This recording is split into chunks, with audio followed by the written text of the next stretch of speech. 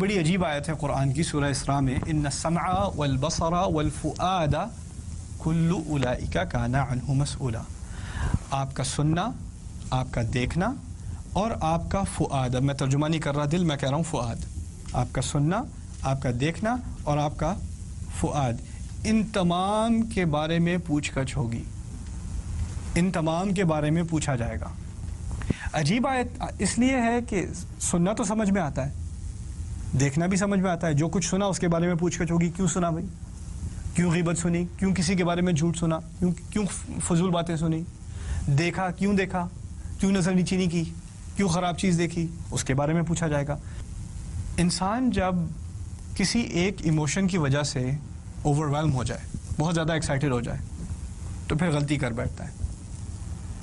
اگر آپ بہت ہی برے موڈ میں ہیں تو شاید آپ کی زبان سے ایسی باتیں نکل آئیں جو بعد میں آپ کہیں مجھے نہیں کہنی چاہیے تھی. انسان کبھی غصے میں ایسی حرکت کر دیتا ہے جو اس کو بعد میں خیال آتا ہے مجھے ایسا نہیں کرنا چاہیے تھا. ہوتا ہے کہ نہیں؟ انسان کبھی ڈپریشن میں کچھ ایسی باتیں کر دیتا ہے، اداسی میں کچھ ایسی باتیں کر دیتا ہے، یا زیادہ خوشی میں آپے سے باہر ہو کے کچھ ایسی حرکت کر دیتا ہے جو بعد میں سوچتا ہے مجھے ایسا نہیں کرنا چاہیے تھا، مجھے ایسی بات نہیں کرنی چاہیے تھی. اب کچھ لوگ ایسے ہوتے ہیں جن کا دل بار بار فؤاد ہو جاتا ہے. اب سمجھ رہے ہیں بات؟ کچھ لوگ ایسے ہوتے ہیں جن کی ایموشنز بہت آرام سے ایکسائٹ ہو جاتی ہیں اور وہ آپے سے باہر ہو جاتے ہیں بالکل چھوٹی چھوٹی باتوں پہ.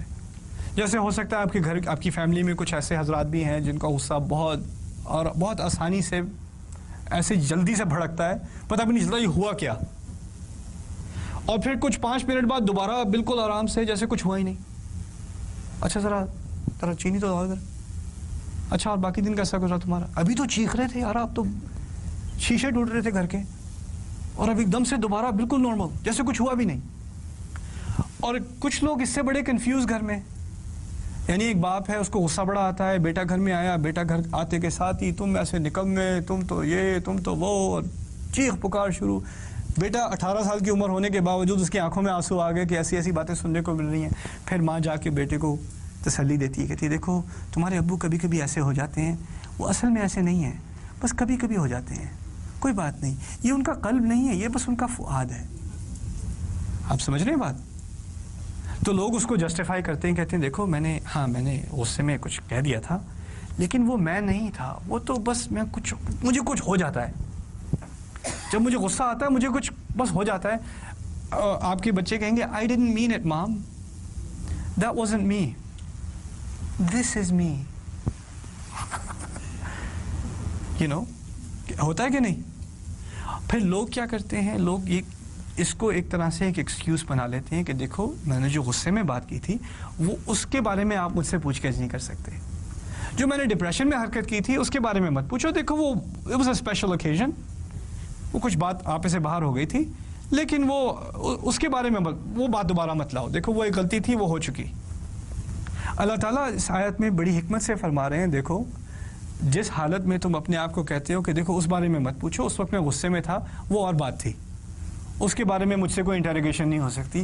اسی کے بارے میں خاص کہا ان السمع والبصر والفؤاد، کیونکہ لوگ اسی کو مثال بناتے ہیں، اسی کے پیچھے ہٹتے ہیں کہ دیکھو جب ایک دفعہ اس طرح کی سچویشن ہو جائے، میں فؤاد بن جاؤں، میرا قلب فؤاد بن جائے، تو پھر اس کے بعد مت پوچھو، مجھے نہیں پتا، مجھے نہیں پتا. اور اللہ فرماتے ہیں نہیں تمہیں پتہ ہے، اچھی طرح پتہ ہے، اور پوچھ گچھ ہوگی اور اسی کے بارے میں ہوگی.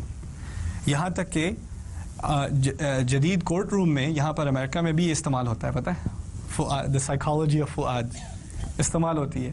کہتے ہیں کہ کوئی ہائی وے پہ نکلا ہوا ہے، کوئی شو دیکھا ہے کاپس، ہائی وے پہ نکلا ہوا پکڑا نہیں جا رہا، اس کے بعد ریس کار ہے، پولیس والے بیچارے پیچھے رہ جاتے ہیں ہمیشہ، پکڑ نہیں جب تک اس کی گیس ختم نہ ہو جائے. اب اس کی گیس ختم ہو گئی، پھر پولیس والوں نے آ کے اس کو پکڑا، گاڑی سے باہر گھسیٹا، پھر خوب پٹائی کی، اور اوپر ہیلی کاپٹر سے کیمرہ ساری چیزیں دیکھ رہا ہے. اب اس کو سو کیا جا رہا ہے پولیس کو کہ پولیس والوں نے اس کو مارا ہے پکڑ کے، تو پولیس بروٹیلٹی، اب اس کو سو کیا جا رہا ہے.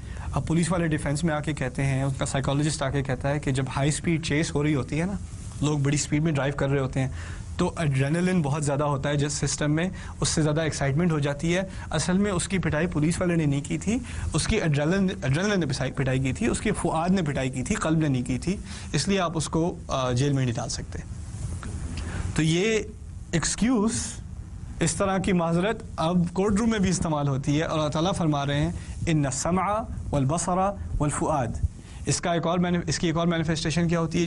کہیں زلزلہ آیا یا سیلاب آیا یا کوئی انریسٹ ہوا تو لوگ کیا کرتے ہیں؟ عام آدمی، عام طور پہ بالکل عام آدمی ہے، یعنی اسکول ٹیچر ہے، اکاؤنٹنٹ ہے، جو بھی ہے، جب ایک دفعہ دکانوں کی توڑ پھوڑ شروع ہوئی اور لوگوں نے گاڑیاں لوٹنی شروع کی اور دکانوں میں سے ٹی وی اٹھا کے لے جا رہے ہیں، اسکول ٹیچر عام آدمی، پاگل نہیں ہے وہ، بالکل سیدھا سادہ انسان ہے، اس کو بھی دیکھیں کیمرے پہ کیا کر رہا ہے، وہ بڑا سا ٹی وی لے کے وہ جا رہا ہے، اور پھر وہ بھی کورٹ روم میں پہنچا، اس کے بارے میں سوال جواب ہو رہے ہیں، تم نے یہ حرکت کیوں کی؟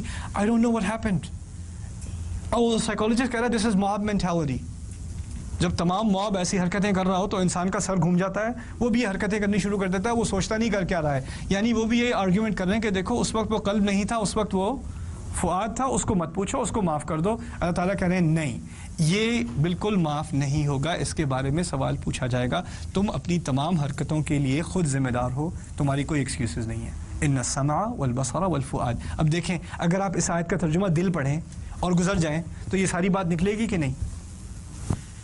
بالکل آگے سے آپ بالکل ایسے گزر جائیں گے جیسے کچھ بات ہی نہیں ہوئی. تو قرآن کے ہر لفظ پہ خاص اٹینشن، ہر لفظ پہ خاص توجہ کی ضرورت ہے، ہر لفظ پہ.